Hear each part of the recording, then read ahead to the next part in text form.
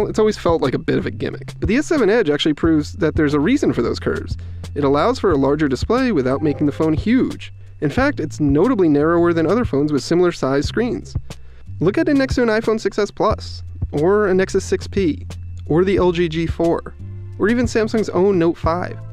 In each case, the S7 Edge has a similar or same size display, but it's noticeably narrower and smaller in size. That makes it easier to hold, easier to use in one hand, and easier to slip in your pocket without giving up that big screen. Finally, those curves have a reason to exist. Both phones are also water resistant this year, and they can go under 1.5 meters of water for up to 30 minutes at a time. But the practical use here is that you don't have to worry about dropping it in the sink or spilling coffee on it or getting caught out in the rain. And the other big hardware difference is support for SD cards, so if the 32 gigabytes of storage that comes with the phone isn't enough, well, you can easily expand it. Aside from that, the hardware on the S7 is really familiar. Again, these are refinements, not overhauls. And again, that's a good thing, because last year's phones were really nice, and these ones are just better. Inside, Samsung's made bigger improvements. The phones are thicker this year because they have much bigger batteries, 3000 mAh on the S7 and a whopping 3600 mAh on the S7 Edge, which addresses the biggest complaint with last year's phone. Both phones have been able to get us through a day, but they probably won't get you to 2.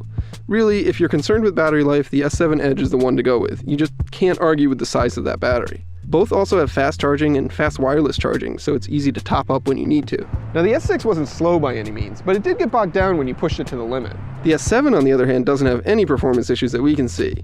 It's got a new processor and 4 gigabytes of RAM that make everything from browsing the web to taking pictures to playing games a piece of cake.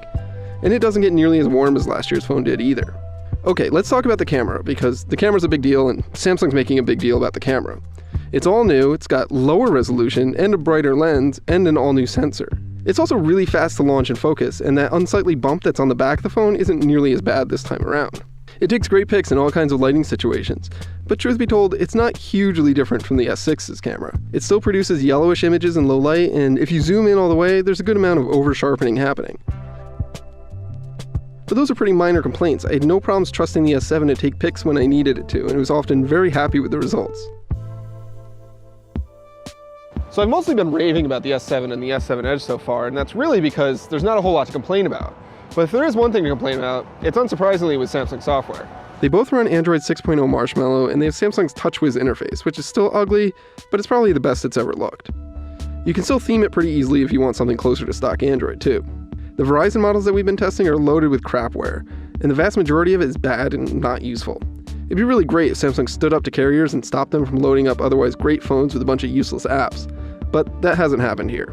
Samsung has added a couple of new software features, like a bigger Edge screen on the S7 Edge. It's twice as wide as before, so it shows more information and you can do a little bit more with it than you could last year. But it's still pretty gimmicky, and I ended up turning it off most of the time.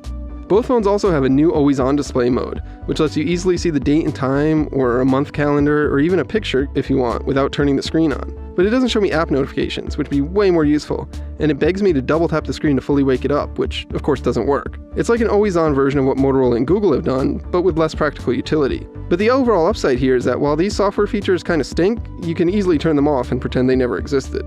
So that's where we're at with the S7 and the S7 Edge. They're really great phones. Not